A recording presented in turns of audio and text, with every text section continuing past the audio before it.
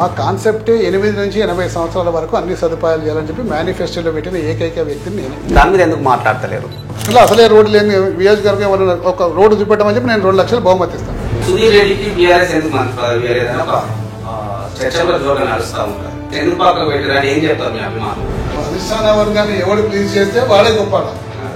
అధిష్టాన వర్గం చెవులు ఉంటాయి, కళ్ళు ఉంటాయి, వర్షం ఎప్పటికైనా వస్తుందేమో నేను ఎదురు చూస్తున్నాను. ఇప్పుడు వస్తే ఒకవేళ కాంగ్రెస్ రూపంలోనే రావద్దని ఎవరు అనుకుంటారు? అందరూ వస్తే బాగుంటుంది అనుకుంటారండి. ఎందుకంటే నిన్న చర్చలు జరిగినాయట, బలమైన నాయకుని తీసుకురావాలని మాకు ఎప్పటి నుంచో ఉంది కానీ కొన్ని ఆపుతున్నారు ఇలాంటి వాళ్ళ కోసం. మీరు చెప్పండి, కుర్చీల కొట్లాట నిజంగా ఉందా కవిత కేటీఆర్ మధ్య? ఆయన కుర్చీని పాపం 4 కాళ్ళని 8 మంది బట్టి లాగుతున్నారు. కాకపోతే ఆయన పాపం ఇప్పటిదాకా దాన్ని బ్యాలెన్స్ చేసుకుంటా తీసుకుపోతాం. ఇంకెక్కువ రోజులు తీసుకుపోతాడో లేదో తెలియదు కానీ ఆ లాగే వాళ్ళ సంఖ్య రోజు రోజు బలం పెరుగుతుంది. సూర్య క్వశ్చన్ అడగాలనుకుంటున్నాను, వెంట్రుక కూడా వాళ్ళు డీటెయిల్ అనేది పని చేసేది తక్కువ, ఆరోపణలు చేసేది. నేను మాత్రం ఏ పని చేయ, ఈ తప్పులు పడితే నేను నాయకుడు అయిపోతా అని చెప్పేసి. రాజకీయాలు నేర్పిందే బీఆర్ఎస్ పార్టీ అంటుంటారు కదా, వాళ్ళ అధికార పక్షాలు ఉన్నప్పుడు ప్రతిపక్షాలు గొంతు నొక్కినారని. మా మీద దాడి చేస్తున్నాం, మా మీద ఇది చేస్తున్నాం, మా మీద రకరకాల. కానీ తెలంగాణ వచ్చినా రాకుండా అండి, పార్లమెంట్ ఎన్నికలు వచ్చేసరికి గుడుస్తున్నాను అంటావు. బీఆర్ఎస్ పార్టీకి కేంద్రంలో ఏ మాత్రం కూడా పాత్ర లేదు. కేంద్రంలో ఉన్న పాత్ర బీజేపీ పార్టీ అధికారంలో ఉంది, ఆ పార్టీకి వేయాలి. 40,000 కోట్లు తిన్నారా? ఇంత జరిగిందంట దాంట్లో. కేసీఆర్ అనే వ్యక్తి లేకుండా చేస్తే రేపు పొద్దున ఈ యొక్క తెలంగాణలో మేము సగం పంచుకోవచ్చు. లేకపోతే టీఆర్ఎస్ అనే పార్టీ లేకుంటుంటే నా అభిప్రాయం నాకుంది, ఆమె అభిప్రాయం ఆమెకుండొచ్చు. ఉన్న నాయకులకు అందరికన్నా సీనియర్ కాబట్టి నేను అనుకుంటున్నా ఆ విధంగా ధైర్యంగా ఒక నిర్ణయం తీసుకోవాలి. లేకపోతే తీసుకో. ఇప్పుడే ఏం ఎక్స్పాన్షన్ 3 సంవత్సరాల తర్వాత చేస్తామని చెప్పమని దమ్ముంటే జరుగుతున్న పరిణామాలను జీర్ణించుకోలేక ఎప్పటికైనా ఈ పార్టీ మారుతుందేమో అని చెప్పేసి అనుకుంటున్నాను. ఆయన గుండాలు వచ్చి మమ్మల్ని ఇబ్బంది పెడతా ఉన్నారు అంటే అట్లుంటుంది. అసలు గుండాలను పెంచి పోషిస్తారా? ఏ వర్క్ స్టార్ట్ చేయాలన్నా దానికి ఒక పర్సంటేజ్ ఇవ్వాల్సిందే. సుధీర్ రెడ్డి అనే ఒక్క వ్యక్తి ఉండకుంటే రాజ్యం మేము వేలొచ్చని చెప్పేసి ఇప్పుడు కత్తులూరే ఎందుకు ఏమో నాకు వచ్చి ఆమ్దాని వాయి వచ్చి అడ్డం వచ్చి పడే నాకు ఆమ్దాని వాయి అని చెప్పి కత్తులు నూడతారు నా మీద. దాంట్లో కొంతమంది మా కార్యకర్తలు కూడా జమ అవుతారు. దాంతో మాకు ఈ మధ్యన కొన్ని పోరాటాలు జరుగుతున్నా కానీ మేము కాంప్రమైజ్ అవుతలేం. కానీ చేస్తున్న పనులను అడ్డుకుంటున్నాడు. అడ్డుకుంటా అండి, తప్పనిసరి అడ్డుకుంటా. ఎవరు ది బెస్ట్ పరిపాలన అంటే ఏం చెప్తారు? ఈ 3 నాయకులే ఒక ప్రత్యేకమైన ముద్రేషన్ ప్రజలు. రేపు భవిష్యత్తులో కేసీఆర్ అనే నాయకుడు తెలంగాణ లేకుంటే మేమేమైనా రాజ్యం వేరే అవకాశం మాకు వస్తుంది. Hi hello, welcome to ఆర్చీ media. నేను రాఘవేంద్ర. చూస్తా ఉన్నాం ఆర్చీవీ మీడియా ఆధ్వర్యంలో వినూత్నమైన పంతా ఉన్న ఇంటర్వ్యూలు చేయాలని సంకల్పించినాం. అది కేవలం ప్రజల గొంతుకగా మారి ప్రజా సమస్యలపై పోరాటం చేసే నాయకులని మేము ముందుకు తీసుకొచ్చే ప్రయత్నం చేస్తా ఉంది గత 1.5 year గా ఆర్చీవీ మీడియా. దీంట్లో అనేక మేధావులను తీసుకొచ్చినాం, నీటి యుద్ధం కోసం కొట్లాడిన వీరులను తీసుకొచ్చినాం. మరి బడుగు బలహీన వర్గాల పక్షాన నేను ఉన్నానంటూ ముందుకు కదుతున్న యువతరాన్ని మేము ముందుంచే ప్రయత్నం చేసినాం. చాలా మంది ఎమ్మెల్యేలు 1 సారి 2 సార్లు గెలిచిన తర్వాత ఫామ్ హౌస్ లో పరిమితం కావడం, తమ నియోజకవర్గ ప్రజల్ని పట్టించుకోకపోవడం పరిపాటిగా మారింది. ప్రజలే కేవలం ఆ ఎమ్మెల్యే ఎప్పుడు వస్తాడంటే ఓట్లు దండుకున్నప్పుడు మాత్రమే వస్తాడు అనే ఒక పంతాలో ఉన్నది. ఒక ఎమ్మెల్యే మాత్రం ఇప్పటికి 3 పర్యాయాలు గెలిచినప్పటికీ కొత్తగా గెలిచిన ఎమ్మెల్యే కన్నా ఎక్కువ యాక్టివ్ పనిచేస్తాడట. తన ఎల్బీనగర్ ఎమ్మెల్యే దేవిరెడ్డి సుధీర్ రెడ్డి. ఈ పేరు పెద్దగా తెలంగాణతో పాటు మరి రాష్ట్రంలో కూడా తెలుగులో మాట్లాడే ప్రజలకు సుపరిచితం. ఈ పేరు మనం పరిచయం చేయనక్కరలేదు. మరి ఎమ్మెల్యే గారి దగ్గరకు వచ్చినా మాట్లాడే ప్రయత్నం చేద్దాం. నమస్తే సార్. బాగున్నారా సార్? స్ట్రైట్ గా మనం సూర్య ఒక క్వశ్చన్ అడగాలనుకుంటున్నాం.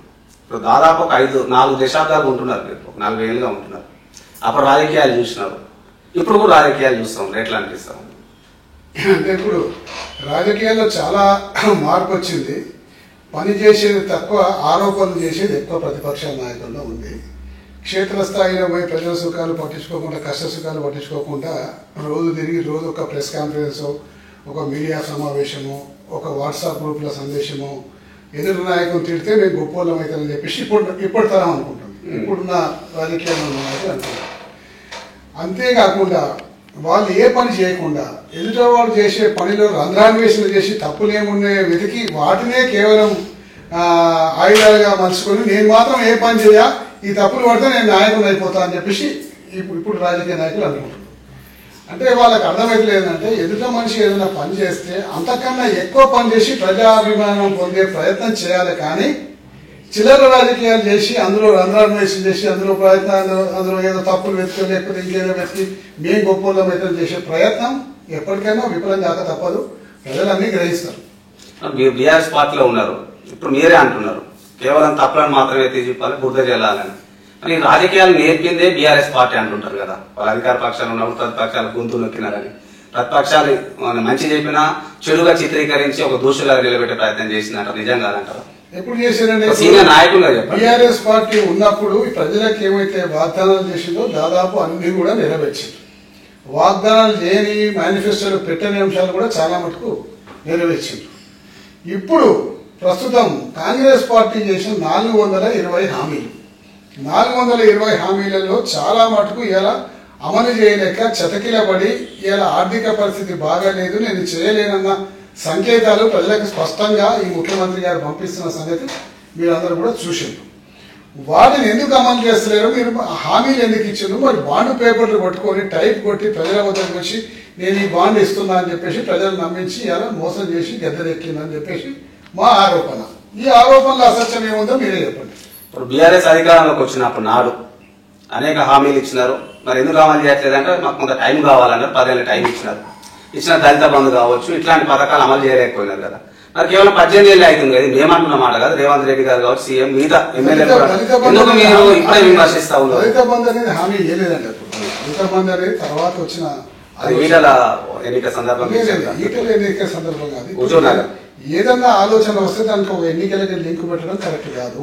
ఆ ఆలోచన వచ్చింది ఆచరణలో పెడతానికి అనేక రకాలుగా అధ్యయనం చేయాల్సి వస్తుంది. అధ్యయనం చేసి ఫెయిల్ కాకుండా ఇంప్లిమెంట్ చేయడం చాలా కష్టమైన పని. కాబట్టి ఏదైనా నాకు ఆలోచన పెద్ద ఆలోచన వస్తే దాన్ని ఇంప్లిమెంట్ చేస్తాను 2-3 సంవత్సరాలు. అదే అంటున్నారు, మాకు ఆలోచన అయితే ఇంప్లిమెంట్ చేయడానికి టైం ఇస్తలేరు కదా. లేదండి, ఇంప్లిమెంట్ చేస్తానికి కొన్ని రకాల స్కీములకే టైం పడుతుంది, మిగతా వాటికి టైం పట్టదు. ఇక స్కీమ్ అంటే తులం బంగారం ఇస్తామని చెప్పింది. ఆల్రెడీ మేము 1,00,000 రూపాయలు ఇస్తాం, దాని తులం బంగారం. ఇందులో ఆలోచన చేసి ఇంక ఇంప్లిమెంట్ చేయాల్సిన పెద్ద అధ్యయనం చేయాల్సిన అవసరం ఉండదు. దళిత బంధు అనే పథకం కొత్త పథకం, దేశంలో ఎక్కడ లేనటువంటి పథకం. అది ఆచరణలో పెట్టగలుగుతామా లేదా, కింది క్షేత్రస్థాయి వరకు కరెక్ట్ ఎగ్జిక్యూట్ చేయగలుగుతామా లేదా, మధ్యలో ఉన్న అవాంతరాలు ఇవన్నీ స్టడీ చేయాలి. ఇప్పుడు తరుణ్ బంగారానికి ఏం స్టడీ చేయాలండి? అట్లనే పెన్షన్ పెందుకు 4,000 స్టడీ ఏం చేయాలి? ఉన్న వాళ్ళకి 2,000 నుంచి 4,000 చేస్తే అయిపోతుంది. అట్లనే మహిళలకు 2,000 ఇస్తామని చెప్పిండు, అది కొంచెం ఆలోచన చేయాలి. ఎంతమందికి ఇవ్వాలి, కొత్త స్కీమ్ కాబట్టి అది కొంచెం ఆలోచన. ఉన్నదైతే ఆలోచన చేయకుండా ఇచ్చే స్కీమ్ అయితే అనవసరం ఫస్ట్ ఇవ్వండి అని చెప్పేసి మేము పోరాడుతున్నాం. దాన్ని మాకు వాళ్ళు అంటున్నారు మా మీద దాడి చేస్తున్నారు, మా మీద ఇది చేస్తున్నారు, మా మీద రకరకాలు కానీ వాళ్ళు అనుకుంటున్నారు. పసిగొడ్డు గొంతులకే ప్రయత్నం కూడా చేస్తా ఉంది బీఆర్ఎస్. ఇప్పుడే కదా మేము ఏం పసిగొడ్డు అండి, ఏం పసిగొడ్డ? దేశాన్ని 50 సంవత్సరాలు పాలించిన ఆ పార్టీ ఎలా 10 సంవత్సరాలతో అధికారంలోకి వచ్చింది, కానీ కేంద్రంలో రాష్ట్రంలో అనేక సంవత్సరాలు పాలించిన పార్టీ ఈ పార్టీ కదా. ఇంకా పసిగుడ్డ అనే దానికి వర్తించదండి. ఇలా కొత్త పార్టీ పెట్టి కొత్తగా అధికారంలోకి వస్తే పసిగుడ్డ అంటే అనొచ్చు, కానీ కాంగ్రెస్ పార్టీకి తెలంగాణ వచ్చినా రాకుండా అండి కాంగ్రెస్ పార్టీకి ఆ పదమే వర్తించదు. వాళ్ళు అనుకోవద్దు కూడా, పసిగుడ్డ అని చెప్పి అనుకోవద్దు. ఓకే, ఇప్పుడు బీఆర్ఎస్ అనేక సంక్షేమ పథకాలు చేశారంటారు. ఇలాంటి ఉదాహరణ నాయకులు కూడా ఉన్నారు, చాలా మంచిగా పనిచేసే ఎమ్మెల్యేలు కూడా ఉన్నారు. అంటే భారతదేశంలో ఎక్కలేని విధంగా అనేక సంక్షేమ పథకాలు పెట్టిన పార్టీ బీఆర్ఎస్ అని మీరే చెప్పుకున్నారు. లేటెస్ట్ ఎన్నికలలో, మరి అసెంబ్లీ ఎన్నికలలో ఒక 39 స్థానాలు పరిమితమైంది. పార్లమెంట్ ఎన్నికలు వచ్చేసరికి ముందు 0 అని అంటా ఉన్నారు. ఏం జరుగుతుందంట? ఒక సీనియర్ అసెంబ్లీ ఎలక్షన్స్ లో ఏం జరిగిందంటే, అసెంబ్లీ ఎలక్షన్ లో మాకన్నా ఎక్కువ అమలు కాని హామీలను వాళ్ళు ఇవ్వడం వల్ల బీఆర్ఎస్ పార్టీ ఇది ఇచ్చింది, కాంగ్రెస్ పార్టీ ఇంకెక్కువ ఇవ్వతుంది, కాబట్టి మాకు ఎక్కువ లబ్ధి పొందుతామేమన్న ఆశతోటి ప్రజలు అటువైపు మొగ్గు చూపెట్టారు. మొగ్గు చూపెట్టాక ఈ రోజు ప్రజలు ఇయ్యలేదు. బీఆర్ఎస్ పార్టీ ఉన్నప్పుడు బాగుంటుండే, ఇది అమలు కాని హామీలు ఇచ్చి మమ్మల్ని మోసం చేసిందనే సంగతి ప్రజలు ఇప్పుడిప్పుడే గ్రహిస్తున్నారు. దానికి మాకు అసెంబ్లీ ఎలక్షన్లో మాకు రిజల్ట్స్ సరిగా రాలి. ఇక పార్లమెంట్ ఎన్నికలు వస్తారు. పార్లమెంట్ ఎన్నికలు వచ్చాక దేశంలో ఉన్న అన్ని ప్రాంతీయ పార్టీలు ఏదో ఒక జాతీయ పార్టీ కింద గొడుగు కింద అలయన్స్ అయ్యాయి.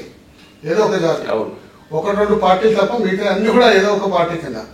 దేశ ప్రజలు ఏం ఆలోచించారంటే, దేశంలో ఉన్న బీజేపీ పార్టీ, దేశంలో ఉన్న కాంగ్రెస్ పార్టీ, ఈ రెండే కేంద్రంలో అధికారంలో రాగలుగుతాయి. కాబట్టి అధికార పార్టీ కొన్ని, ప్రతిపక్ష పార్టీ కొన్ని ఓట్లు వేసినాయి. కాబట్టి ప్రాంతీయ పార్టీలకు ఏకంగా ఇండిపెండెంట్ గా పోరాడే పార్టీలకు సీట్లు ఇవ్వలేదు అంతే తప్ప వేరే ఏం లేదు. మరి ఇప్పుడు టీడీపీకి వచ్చినాయి మనం చూసినాం. సరే మీరు అన్నదే నిజం అనుకుందాం. దేశంలో జాతీయ పార్టీలు ఉన్నాయి, కాంగ్రెస్ కావచ్చు, బీజేపీ కావచ్చు. కానీ తెలంగాణ పరిస్థితి భిన్నం కదా. ఇక్కడ బీఆర్ఎస్ అంటేనే ఒక రకంగా చెప్పాలంటే ఆహ్వాన చేసుకున్నారు తెలంగాణ ప్రజలు. 0 వస్తారని ఎక్స్పెక్ట్ చేయరు కదా. ఏమంటున్నారు కదా ప్రతిపక్షాలు, ఎన్నికలప్పుడు ప్రజలు ఈ విధంగా ఆలోచించారు. బీఆర్ఎస్ పార్టీకి కేంద్రంలో ఏ మాత్రం కూడా పాత్ర లేదు. కేంద్రంలో ఉన్న పాత్ర బీజేపీ పార్టీ అధికారంలో ఉంది, ఆ పార్టీకి వేయాలి. లేదంటే ప్రతిపక్ష పార్టీ రేపు కాంగ్రెస్ పార్టీ అధికారంలోకి వచ్చే అవకాశం కూడా ఉంది, ఆ పార్టీకి వేయాలి. ఈ రెండే ఆలోచనలు చేసిన తప్ప ప్రాంతీయ పార్టీలకు పెద్ద పట్టం కట్టలేదు. బీఆర్ఎస్ మెజార్టీ ఎమ్మెల్యే కేటీఆర్ గారిని అడిగినప్పుడు మీరు చెప్పిన సమాధానం చెప్తా ఉన్నారు. కానీ అసెంబ్లీలో 39 ఎన్నికల స్థానాలు వచ్చినప్పటికీ అధికార పక్షం కాబట్టి బీజేపీ కానీ చేస్తున్న వాదన గురించి 39 కూడా రాకపోతుండే. రూరల్ లో చూసుకున్నప్పుడు అసలు ఏం లేదు, 1-2 స్థానాలు కూడా రాలేదు. మెజార్టీగా హైదరాబాద్, రంగారెడ్డి జిల్లాలను వచ్చినాయి. అక్కడ కూడా ఏంటంటే ఆంధ్ర సెటిలర్లు ఉన్నారు కాబట్టి మరి 30 అంటే 50 సీట్లు వచ్చినా బీఆర్ఎస్ ఎంఐఎం తో కావచ్చు, మిగతా బీజేపీతో కావచ్చు, పొత్తు కలుపుకొని అధికారం వస్తుంది కాబట్టి ఆ సీట్లు కూడా కట్టబెట్టినారు. కానీ పార్లమెంట్ ఎన్నికలకు వచ్చేసరికి స్పష్టత వచ్చింది కాబట్టి ఇక్కడ కూడా ఏం స్థానాలు రాలేదు అంటున్నారు కదా. ఎట్లా స్పష్టత అంటే దీని వల్లనే నేను చెప్పిన యాంగిల్లోనే స్పష్టత వచ్చింది. కాంగ్రెస్ పార్టీ బీఆర్ఎస్ పార్టీకి అసెంబ్లీలో ఎన్ని స్థానాలు వచ్చింటే అసెంబ్లీలో మా పాత్ర ఉంది, వస్తే అధికారంలో లేవాలి, లేకపోతే ప్రతిపక్ష మొత్తం రాలే కదా. రాకుండా అంటే 39 సీట్లు అంటే మామూలు ఉన్నాయే. 115 సీట్లలో 39 సీట్లు అంటే చిన్న ఫిగర్ కాదు కాబట్టి కాకపోతే అధికారంలోకి రాకపోవచ్చు మేము. కానీ ఒక బలమైన ప్రతిపక్ష పాత్రకు మాకు పోషించమని చెప్పి ప్రజలు తీర్పిచ్చారు. సో పార్లమెంట్ లో ప్రతిపక్ష పార్టీ పోషించమనే తీర్పు కూడా ఎందుకు ఇవ్వలేదంటే మేము ప్రతిపక్ష పాత్ర పోషించలేని పరిస్థితి అక్కడ ఉంది కాబట్టి మాకు ఆ తీర్పు ఉంది. దీనికి దానికి ఉన్న తేడా ఇది. ప్రతిపక్ష పాత్ర పోషించామని ఇచ్చినారు. నిజంగా బీఆర్ఎస్ ప్రతిపక్ష పాత్ర పోషిస్తుందా?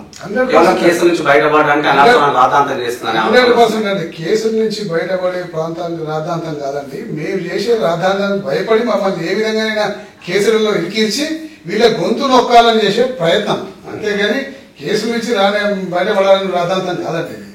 కాళేశ్వరం ఉంది సార్. కాళేశ్వరంలో దాదాపు 1,00,000 కోట్లతో కడితే 60,000 కోట్ల ఫ్రాడ్ జరిగింది అంటా ఉన్నారు. ఫార్ములా ఈరేస్ కావచ్చు, ఇట్లా చెప్పుకుంటూ అనేక రకాల కేసులు, వేడిగడ్డ గుండుకోవడం కావచ్చు, అన్నారం సుదేల ప్రాజెక్టు దెబ్బతినడం కావచ్చు, ఇవన్నీ కూడా అవినీతి చేయడం వల్లనే 1,00,000 కోట్లు దండుకోవడం వల్లనే అంటున్నారు. నిజంగా 60,000 కోట్లు తిన్నారా? ఎంత జరిగిందంటారు దాంట్లో అవినీతి? 1,00,000 కోట్ల అవినీతి జరిగిందని చెప్పి ప్రతిపక్షాలు గగ్గోలు ఇప్పటి నుంచి కాదు 3-4 సంవత్సరాల నుంచి పెడుతున్నారు. అది అయింది 84,000 కోట్లు, 94,000 కోట్ల ప్రాజెక్ట్, 96,000 కోట్ల 96,000 కోట్లు, 1,00,000 కోట్లు అవినీతి అని చెప్పేసి అంటే వాళ్ళ మూర్ఖత్వానికి అదొక నిదర్శనం. ఏ ప్రాజెక్ట్ అయినా కడితే ఎక్కడైనా ఒక చిన్న ఇబ్బంది జరిగే అవకాశం ఉంటుంది, చిన్న యాక్సిడెంట్ లేకపోతే అపరిస్థితులు జరిగే అవకాశం ఉంటుంది. ఇలా మొన్న ఎస్ఎల్బిసి టనల్ని కాంగ్రెస్ హయాంలో మొన్న స్టార్ట్ చేశారు. గతంలో కేసీఆర్ గారు స్టార్ట్ చేసి దాన్ని ఆపేశారు. ఎందుకంటే పరిస్థితి బాగాలేదు, చాలా క్లిష్టతరమైన ప్రాజెక్టు, అది ఏమైనా చేయలేకపోతే ఏమైనా పెద్ద ప్రమాదం జరగవచ్చు అనే ఉద్దేశంతో దాన్ని ఆపేశారు. కేసీఆర్ గారు ఆపింది కాబట్టి మేము స్టార్ట్ చేస్తే మా గొప్పతనం అంతా మాకు రావాలని మొదలుపెట్టారు. మొదలుపెట్టే వరకు 8 మంది చనిపోయారు. ఒక్కరి శవం దొరికింది, మిగతా శవాల ముందు దొరకలేదు. ఇది యాక్సిడెంట్ కాదమ్మా, దాని మీద ఎందుకు పడేది కమిషన్? ఖమ్మంలో పెద్దవాళ్ళు గేట్లు కొట్టుపోయినాయి, కొట్టుకపోయి పెద్ద ప్రమాదం జరిగింది, అది యాక్సిడెంట్ కాదు, దాని మీద ఎందుకు కమిషన్? అదే మన అహ్మదాబాద్ లో గుజరాత్ లో పెద్ద బ్రిడ్జ్ కట్టగానే కూలిపోయింది, అది పెద్ద యాక్సిడెంట్ కాదు, దాని మీద ఎందుకు పడే కమిషన్? అంటే ఇక్కడ ఏంటంటే కేవలం కేసీఆర్ గారి కుటుంబాన్ని ఇరుకొనబెట్టి అప్రతిష్ట పాలు చేసి తద్వారా రాజకీయ లబ్ధి మేము పొందాలన్న ఒక దురాలోచనతోటి భారతీయ జనతా పార్టీ, కాంగ్రెస్ పార్టీ అంతర్గతంగా ఒకరినొకరు సాయం చేసుకుంటూ కేసీఆర్ అనే వ్యక్తి లేకుండా చేస్తే రేపు పొద్దున ఈ యొక్క తెలంగాణలో మేము సగం పంచుకోవచ్చు, లేకపోతే మేమే అధికారంలో రావచ్చని బీజేపీ అంటే అనుకుంటుంది, మళ్ళీ ఒకసారి మేము అధికారంలో రావచ్చని కాంగ్రెస్ పార్టీ అనుకుంటుంది. ఈ అనుకునే అండర్స్టాండింగ్ లోనే కేసీఆర్ గారు ఈ అనుకునే పక్షం లేదు, కేసీఆర్ అనే వ్యక్తి లేకుంటే మేము ఆ ఆలోచన చేయొచ్చు అని అనుకుంటున్నాం. కానీ ఎంత చేసినా ఏమి చేసినా కేసీఆర్ గారి వెంట్రుక కూడా వాళ్ళు పీకలేరు అనే సంగతి భారతీయ జనతా పార్టీ, కాంగ్రెస్ పార్టీ గ్రహించాలి.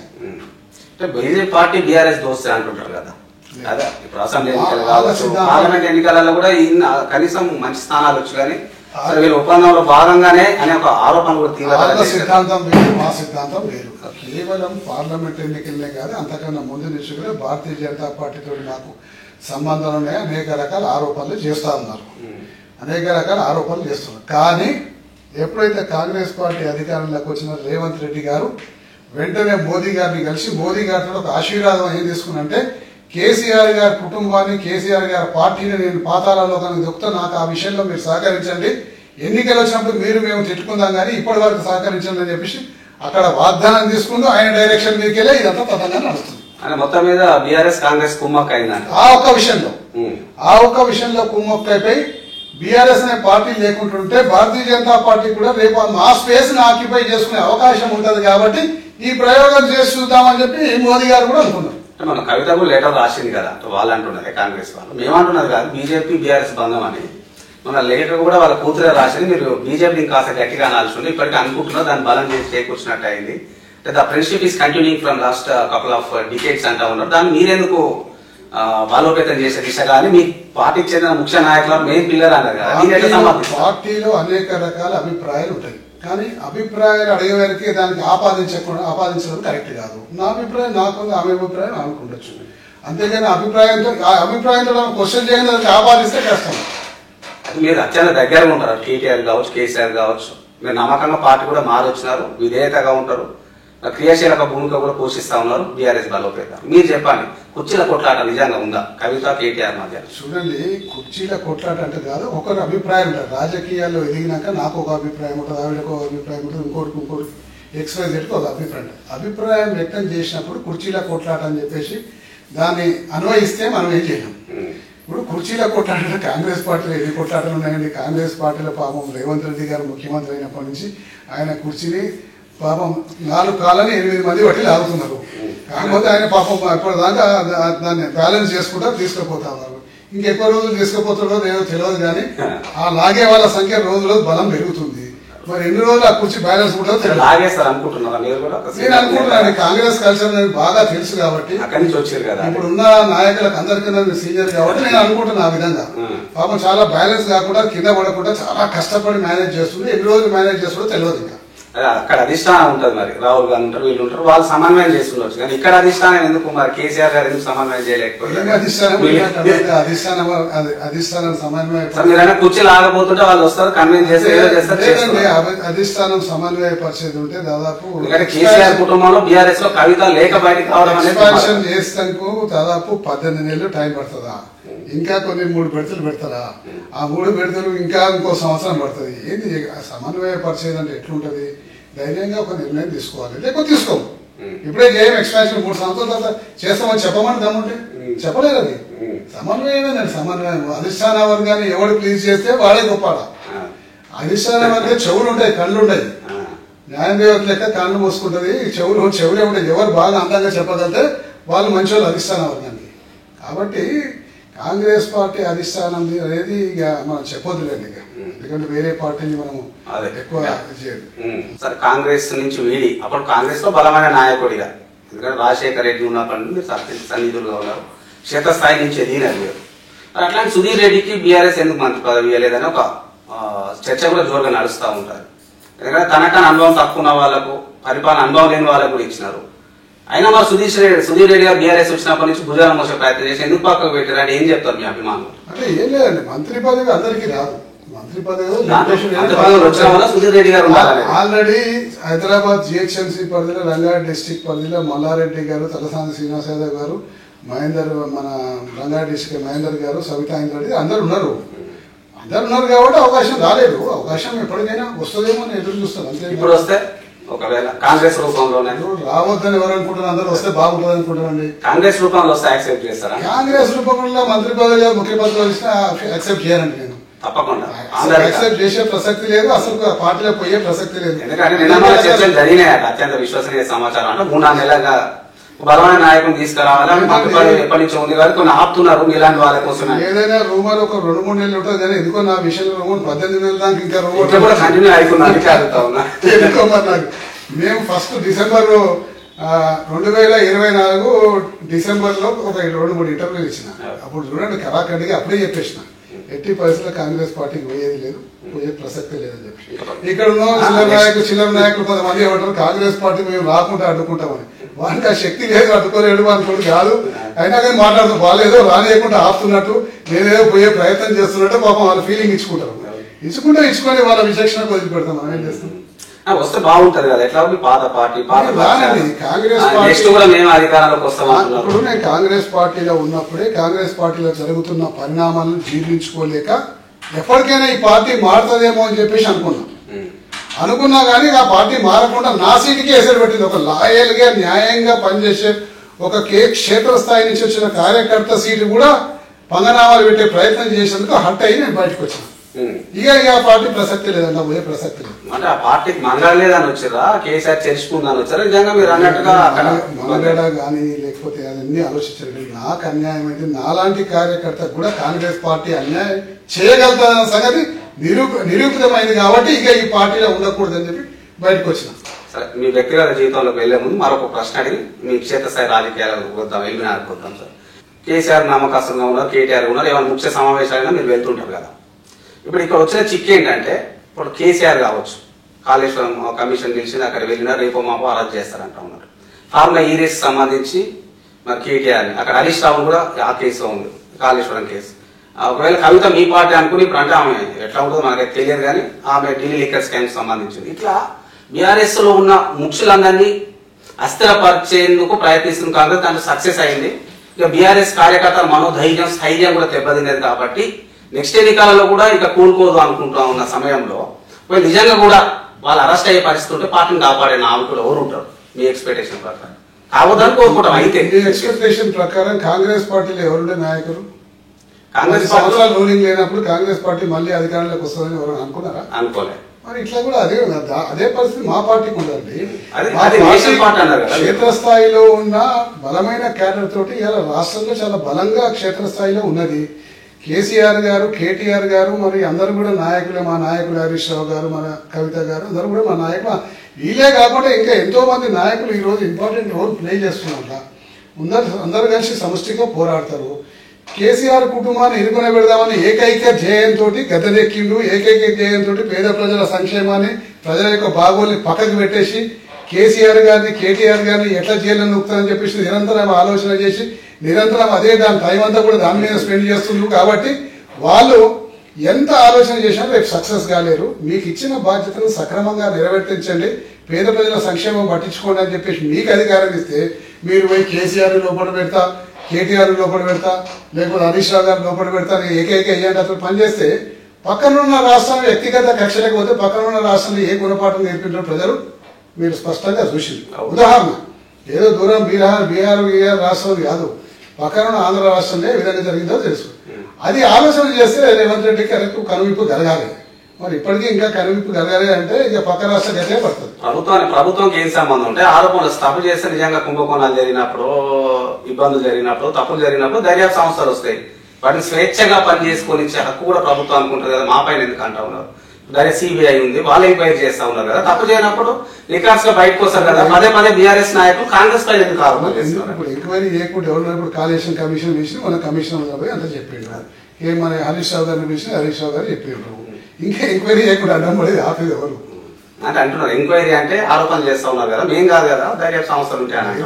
రెండు పార్టీలు బీజేపీ, కాంగ్రెస్ రెండు అంతర్గతంగా కేసీఆర్ గారి కుటుంబాన్ని ఇబ్బంది పెడితే రేపు భవిష్యత్తులో కేసీఆర్ అనే నాయకుడు తెలంగాణ లేకుంటే మేమేమైనా రాజ్యం లేని అవకాశం మాకు వస్తుందేమో అని భారతీయ జనతా పార్టీ. ఈ కేసీఆర్ అనే వ్యక్తి పోతే మాకేమన్నా మళ్ళీ అవకాశం వస్తుందని కాంగ్రెస్ పార్టీ. కాబట్టి ఈ విషయం మీద కామన్ ఇంట్రెస్ట్ మీద పనిచేస్తుంది. పనిచేసుకుని రెండు కామన్ ఇంట్రెస్ట్ మీద రెండు కలిసి పోటీ చేసినా మేమే గెలుస్తుండే. మీరు ఒక కార్పొరేటర్ స్థాయి నుంచి 3 సార్లు ఎమ్మెల్యేగా గెలిచినారు కదా, అంటే ఎవరు ఆశీర్వాదం ఉంది అనుకుంటారు మీరు? ముఖ్యంగా ప్రజల ఆశీర్వాదం అండి. ప్రజల ఆశీర్వాదము. నాకు ఎమ్మెల్యేగా ఎదగడానికి రాజశేఖర రెడ్డి గారి ఆశీర్వాదం, ప్రజల ఆశీర్వాదంతో ఫస్ట్ నేను 86లో కార్పొరేటర్గా గెలిచిన. 84లో ఎన్ఎస్సీఏ జెండా పట్టుకున్నా. 86లో ఎన్ఎస్సీఏకి వెళ్ళి కార్పొరేటర్గా పోటీ చేసి గెలిచిన. అప్పటి నుంచి కూడా ప్రజలు అక్బరాబాద్ కార్పొరేటర్గా నా ప్రయాణం మొదలైతే ఇప్పటి వరకు ప్రజలు ఆశీర్వదించిండ్రు, నన్ను అసెంబ్లీకి పంపించిండ్రు. వాళ్ళ రుణం ఎప్పుడు కూడా తీర్చుకోలేను. ఎందుకంటే రాజకీయంగా అండ లేదు మీకు, సింగిల్గా వచ్చిన ఒక రకంగా చెప్పాలంటే. ఫస్ట్ స్టార్టింగ్లో వచ్చినప్పుడు నేను సింగిల్గా, నాకు ఫ్యామిలీ బ్యాక్గ్రౌండ్ లేదు, నాకు ఏ నాయకుడు పరిచయం లేదు, ఏ రాజకీయ నాయకులతో తిరిగిన దాఖలాలు లేవు. కేవలం ఏదో ఒక గుంపులో గోవింద లేకుండా ఎన్ఎస్సీ జెండా పెట్టి జై జై అంటే జై జై అనుకుని పోయినాము. దాని తర్వాత 86లో పోటీ చేయాలని అనిపించింది. అప్పుడు ఆలోచన చేసినాము, ఏ నాయకుడు పరిచయం లేదు, ఎట్లా మనము టికెట్ తెచ్చుకోవడము అంటే కేవలం నాకున్న మిత్ర బృందంతో మా స్ట్రెంత్ను చూపెట్టి టికెట్ తెచ్చుకున్నాం మెరిట్లో. నా స్ట్రెంత్ నాకు అయ్యే నాయకుడు పరిచయం లేదండి. కేవలం నా దగ్గర ఉన్న స్ట్రెంత్, నా దగ్గర ఉన్న యూత్ తోటి మా యూత్ను చూసి ఇంప్రెస్ అయ్యి టికెట్ ఇచ్చారు. అప్పట్లో ఉన్న పెద్ద పెద్ద హేమ నాయకులను పక్కకి పెట్టి నాకు టికెట్ ఇచ్చారు. టికెట్ ఇచ్చినాడు అనుకున్నా, నాకు టికెట్ వస్తే చాలు, టికెట్ వస్తే గెలిపోవడం ఆపలేదని గెలిచినట్లనే. అంత కాన్ఫిడెంట్గా ఉండే, అంత కాన్ఫిడెంట్గా ఉంటాను. అంటే ఏ వయసులో వచ్చినా నేను గెలవకుంటే ఎవరు హైదరాబాద్లో గెలవరని అనుకున్నాను. అంటే ఆ రోజు ఆ కాన్ఫిడెన్స్ లెవెల్స్ తోటి నేను ఫస్ట్ పోటీ చేసినా గెలిచిన. ఇది అహంకారం కాదు, అంటే ఆత్మవిశ్వాసంతో కాన్ఫిడెన్స్ తోటి నేను నిలబడ్డా, గెలిచిన. ఆ గెలిచినప్పటి నుంచి నేను అదే విధంగా రాజకీయాల్లో ప్రజలతో మమేకమే ఉన్నా. ప్రజల ఆశీర్వాదం మేరకు ఎప్పుడు పనిచేస్తూనే ఉన్నా. వాళ్ళ యొక్క ఆశీర్వాదం మేరకు అసెంబ్లీకి, శాసనసభకు కూడా 3 సార్లు పోయినా. ఇప్పుడు ప్రజల మధ్యన ఉంటే చాలా మంది ఎమ్మెల్యే మిత్రులు బీఆర్ఎస్ నమస్తే తెలంగాణ చేసిన కాబట్టి చాలా దగ్గర మిత్రులు ఉన్న అడిగినప్పుడు ప్రజల దగ్గర రెగ్యులర్ పోతే పాత ముఖం అవుతుంది, అడిగినవి అడుగుతూ ఉంటారు, విసిగిస్తుంటారు. కాబట్టి అప్పుడప్పుడు వచ్చిపోతేనే గెలుపు సాధ్యమవుతుంది. నిత్యం ప్రజలతో ఉన్న నాయకుడు ఊడిపోతారన్న భావనలకు వచ్చేసినారు కొంతమంది ఎమ్మెల్యేలు అంటుంటారు కదా, ఏమంటారు? అది కూడా ఒక్కోసారి కరెక్ట్ అవుతుంది. ఎప్పుడు కనిపిస్తే వీడు ఇంతేనా అని చెప్పేసి కూడా అనుకునే అవకాశం ఉంటుంది. ఈ మధ్యన థియరీ మీద చాలాసార్లు డిస్కషన్ కూడా వచ్చింది, నువ్వు ఎక్కువగా అనిపిస్తున్నాయి. కానీ ప్రజలు పాపం ఎంతో నమ్మకంతో, అలా హోప్ తోటి మన దగ్గరకు వస్తారు. అరే నా పని అవుతుంది, లేకపోతే మా రోడ్ అవుతుంది, మా దగ్గర డెవలప్మెంట్ అవుతుంది అని చెప్పి ఒక నమ్మకంతో వస్తారు. వచ్చినప్పుడు మనం అప్పుడప్పుడు కనిపిస్తే అని చెప్పేసి అంటే ఏమవుతుందంటే వాళ్ళకి ఇబ్బంది జరుగుతుంది. సరే, ప్రజలు వచ్చిన మా దగ్గరికి రోజు వస్తుంటే అన్ని పనులు మేము చేయలేము. నేనే కాదు, ఏ రాజకీయ నాయకుడు చేయలేడు. కొన్ని పరిధులు ఉంటాయి. ప్రజలు మన దగ్గరకు వచ్చి కోరికలలో 100 కోరికలు నేను 10 చేయగలుగుతా. కానీ మిగతా 90 కోరికలకు ప్రయత్నం అయితే చేయాలిగా నేను. పాపం వాళ్ళ నమ్మకంతో నా దగ్గరకు వచ్చినప్పుడు నేను ప్రయత్నం అయితే చేయాలిగా. ప్రయత్నం చేసుకుంటూ ఈ 10 కోరికలు తీరుస్తుంటా, వాళ్ళకి అందుబాటులో ఉంటా. కనీసం మా పని అయినా కాకుండా మేము పోతే మాట్లాడి మాకు దొరికిందనే పరిస్థితి అయినా ఉండాలిగా. ఎందుకు ఈ క్వశ్చన్ అడిగినంటే అట్లా అన్న చాలా మంది మిత్రులు ఓడిపోయినారు, ప్రజలతో ఉన్న మీలాంటి వాళ్ళు గెలిచినారు కాబట్టి ఇది వైస్ వర్సా అయిందేమో అనిపిస్తూ ఉంది. ఇంకొక నిజంగా చెప్పండి సార్, ప్రజల వద్దకు వెళ్ళినప్పుడు వాళ్ళు గొంతమ్మ కోరికలు ఏమైనా కోరుతుంటారా, లేకపోతే నిజంగా బాధలతోటే వచ్చే వాళ్ళు ఉంటారా? కొంతమంది రాజకీయ కక్షతో ఎట్లైనా బ్లేమ్ చేయాలని అనివిగాను హామీలు తీసుకొస్తూ ఎమ్మెల్యే పనిచేస్తారని చెప్పుకుంటారు. ఏముంటారు ఈ 4 దశాబ్దాలు మీరు అబ్జర్వ్ చేసిన బట్టి? వాళ్ళు గొంతమ్మ కోరికలు ఎప్పుడు కోరంటే వాళ్ళు కోరేదంతా ఏంటంటే వాళ్ళ నివసిస్తున్న ప్రాంతంలో మంచినీళ్ళు, రోడ్డు, డ్రైనేజు, స్ట్రీట్ లైట్స్ ఇవన్నీ ఉండాలని చెప్పి కోరుకుంటారు. పాపం ట్యాక్సులు కడతారు, అన్నీ కడతారు, బిల్డింగ్ పర్మిషన్ ఎక్కువ బిల్డింగ్ కట్టుకుంటారు. ఇంటి ముందు డ్రైనేజ్ ఉండదు, ఇంట్లో నల్లు ఉండదు. ఎవరికైనా బాధ ఉంటుంది కండి. ఆ బాధతోటి పాపం ఎమ్మెల్యే గారి దగ్గరకు వస్తే, లేకపోతే ఎంపీ గారి దగ్గర పోతే, లేకపోతే కార్పొరేటర్ గారి దగ్గర పోతే మా కోరికలు ఏమైనా తీరుతాయేమని చెప్పేసి అందరి దగ్గర పోతూ ఉంటారు. ఎవరి దగ్గర పోయినా తప్పులేదు, ఎందుకంటే వాళ్ళు ఓటేసింది అందరికీ వేసిండ్రు, అందరికీ ఉంటుంది బాధ్యత. నా ఒక్క దగ్గరికి రావాలి, నాన్నే అడగాలని చెప్పి కూడా నేను అంటలేను. ఇప్పుడు నాకు బీమార్ వస్తుందండి, ఓ డాక్టర్ దగ్గర పోతా తక్కువ కాదు, ఇంకో డాక్టర్ దగ్గర పోతా, ఆయన తక్కువ చేస్తే తక్కువ, ఆడబడి తక్కువ కాదు, ఇంకో డాక్టర్ దగ్గర పోతా. ఎవరు తక్కువ చేస్తే నా మంచివాడు అంటాం, అంతే కదా. అట్లనే ప్రజలు కూడా వాళ్ళ కోరికలు తీసుకుని మా దగ్గరికి వచ్చినప్పుడు మేము సాధ్యమైనంత వరకు పరిష్కారం చేసే దిశగా ప్రయత్నం మాత్రం ఖచ్చితంగా చేస్తాం. ఇప్పుడు ఈ ఎల్బీనగర్ దగ్గరకు వచ్చేసరికి కొంతమంది మరి ప్రతిపక్షాలు అనుకోండి, కొంతమంది మీ పైన చేస్తున్నా, అంటే మీ దృష్టి కూడా వచ్చిందో రాలేదు నాకు తెలియదు. మేము వెళ్ళినప్పుడు సుధీర్ అన్న అంటే బాగా చూసుకుంటాడు, కానీ కొంతమంది మాటలు విని అప్పుడప్పుడు మంచి అంటే ప్రతిపక్షాలు కావచ్చు, అధికారం మీ పార్టీ వాళ్ళని కూడా కావచ్చు, ఇబ్బంది పెట్టే ప్రయత్నం చేస్తూ ఉంటారు అని అంటూ ఉన్నారు. ఎంతవరకు కరెక్ట్ అంటే? నేను ఇబ్బంది పెడితే వాళ్ళు తిరగని కూడా తిరగలేరండి. నేను ఇబ్బంది పెట్టా కాబట్టి అంత స్వేచ్ఛగా మాట్లాడుతుంటారు, అంత స్వేచ్ఛగా చేస్తుంటారు ఆ లంగ పనులన్నీ. నేను ఎవరిని ఇబ్బంది పెట్టా, సాధ్యమైనంత వరకు వాళ్లకు రావాలి, ఆలోచన రావాలి, తెలవాలి, వాళ్ళు మారాలని చెప్పి అనుకుంటా. ప్రజలు కూడా వాళ్ళని గమనిస్తూనే ఉంటారు. ఇబ్బంది, గుండాగిరి అన్నీ చేయడం కూడా కరెక్ట్ కాదు. దాంట్లో మేము ఎప్పుడు కూడా ఇన్వాల్వ్ కాము.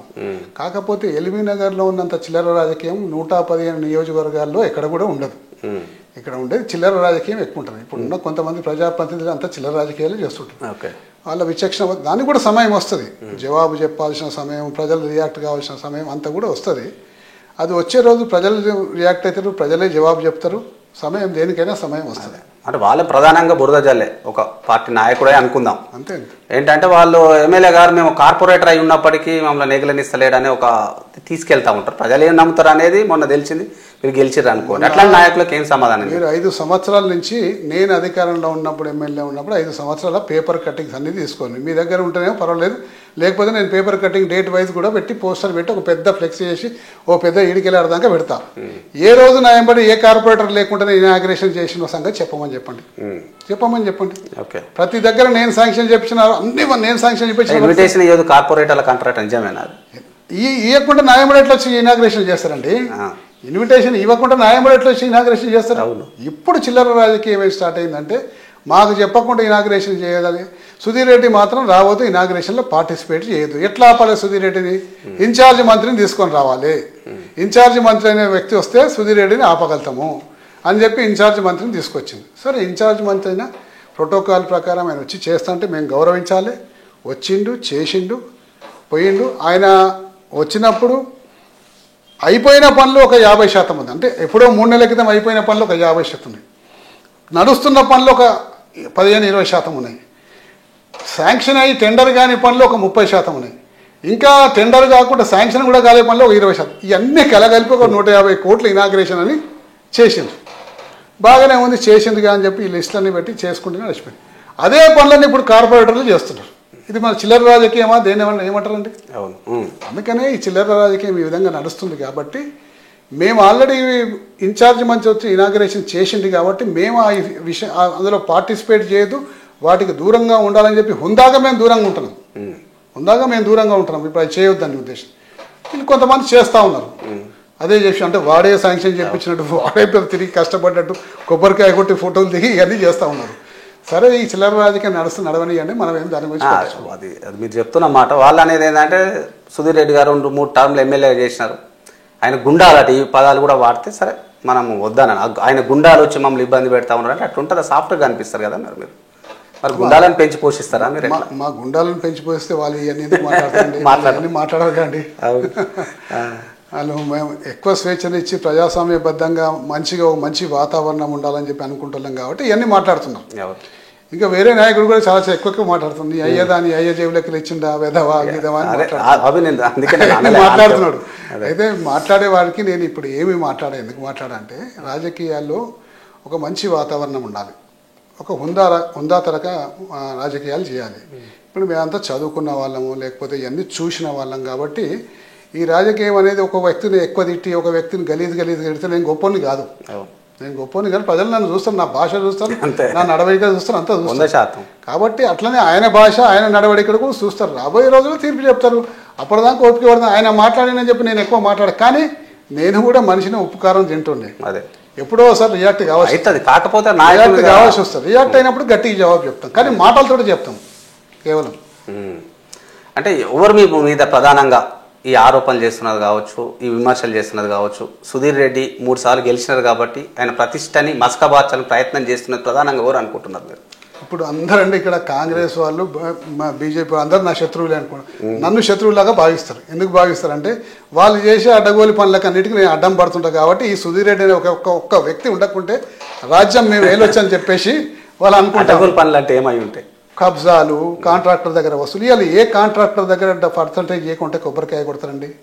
అడగండి, నేను చెప్పింది కాదు. మీరు పోయి బయట మీరు ఎంక్వైరీ చేయండి. కబ్జాలు అనేక రకాల. ఒకటి బిల్డింగ్ కడితే అంటే ఆ బిల్డింగ్ కట్టుకుని ఎవరన్నా ఖాళీగా వదులుతారా అండి? ఎవడన్నా ఒక వ్యక్తి బిల్డింగ్ కట్టుకొని ఒక చిన్నగా ఒక వాస్తు కోసం 2 ఫీట్లు 3 ఫీట్లు నడిచి వాడు ఫ్రీగా వదిలిపెట్టిన నన్ను చూడు, నాకు చూపెట్టండి అని నేను సన్మానం చేస్తా. ఆయన అదృష్టవంతుని ఒక్కరిని మిగిలిపోయిన వాడిని ఎవరిని వదలరు. ఒక బిల్డింగ్ కట్టడం ఇటుక కంకర పడితే పాపం గద్దలు లెక్క వాళ్తారు, వాని అంచనలు వాడతారు. వాని దగ్గరికి వెళ్ళి వసూలు చేసుకోవాలి. ఎక్కడ ఖాళీ స్థలం ఉంటే దీన్ని ఏ విధంగా దొబ్బేయాలనే ఆలోచన. ఏ వర్క్ స్టార్ట్ చేయాలన్నా దానికి ఒక పర్సంటేజ్ ఇవ్వాల్సిందే. ఇట్లా ఇద్దరు కలిసి ఏకమై రాజకీయం ఈడ చేస్తున్నారు.